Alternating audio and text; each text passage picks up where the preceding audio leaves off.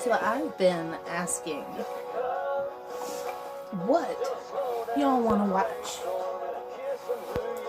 What kind of YouTube channel would make you want to subscribe and hit that like button? And I got told makeup, horror stories, and music. So I'm going to do my own version of that. Instead of makeup, because I obviously do a whole lot of makeup. Obviously. No filter. Just me. But I do have hair to spare. So that's what we're gonna do. Check it out. Hi guys, and welcome to the History Rats. I'm Kayan. This is my husband Johnny, our 10-year-old daughter Athena, and our mighty dog Titan. Together, we make up the History Rats crew and family. We live on our 1974 Morgan Out Island 33 sailboat, Big Blue. Come and join us for the fun and the coastal adventure. Oh, the life of Rapunzel. Rapunzel, Rapunzel, let down your hair. Okay, so we're going to do a half hitch braid, or a Chinese ladder, and we're going to talk about Madame Lalaurie. So she was born Marie Delphine Lalaurie, and she was married 3 times. She had several children. By the time she married her 3rd husband, Dr. Louis Lalaurie, she was already a very well-to-do Creole socialite. Now, for those of you who don't know, Creole actually just means that you're born in Louisiana. You have French and American heritage wrapped up in one. That's pretty much all it means. So by the time she married Lalaurie, she was already well-to-do. She came from a well-to-do family. She married 2 well-to-do soldiers. So when she married Louis, she actually already had herself a nice little nest egg set up. And she took her nest egg and she bought some property. Now, at this time, it was very uncommon for women to be able to buy property on their own, and she did. She bought it on her own, not with her husband's money, because like I said, she had her nice little nest egg. So she bought the property at 1140 Royal Street, right there in the French Quarter. And she built a lavish mansion to house all of her socialite parties, her dinners, her banquets, her balls. And she was quite sufficient at it. She even built on slave quarters, because in that day and age, that was the thing you did. You had slaves. I'm not saying it was good, but it's what happened. We do not rewrite history here. We tell it like it is. So, everything was well and good, but there were whispers. It was known around town that Lalaurie's slaves looked haggard and like they hadn't eaten in a while. They weren't really being taken care of. But a lawyer was sent in, and he didn't find any evidence of mistreatment. In fact, the slaves talked about how good the madam was and all this. That is until one of the neighbors witnessed a little girl named Leah, a little slave girl. And when I say little, I mean like little, like she was a child. They witnessed her fall or jump to her death from the top story of the Lalaurie mansion. Well, another inquiry was put in. Come to find out, Leah was brushing Lalaurie's hair and she hit a tangle. And when she did, Lalaurie lost her mind. She grabbed a whip and she started chasing the little girl. And if you're coming at me with the whip, damn right I'm gonna run. I ain't gonna stand there and let you beat me, especially if I know that, you know, other slaves who have made you angry have simply disappeared. So the inquiry was done. The Lalauries didn't get any jail time. What they did get was fined. Not with money. They were fined slaves. They had to forfeit 9 slaves.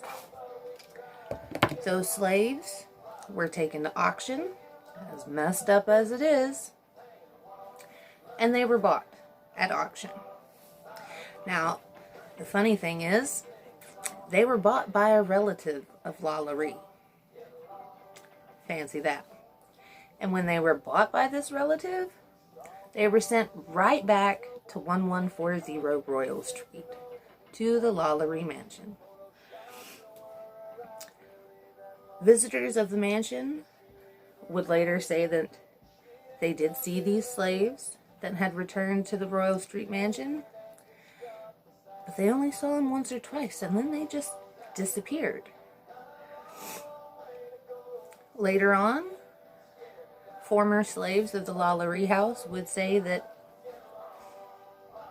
Delphine blamed the slaves. Instead of blaming herself for how she had treated these people, and that's why she got in trouble, no, she blamed the slaves themselves.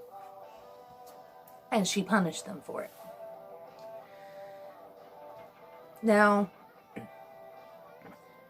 one night, in the midst of one of Lalaurie's glorious socialite parties, a fire broke out in the mansion.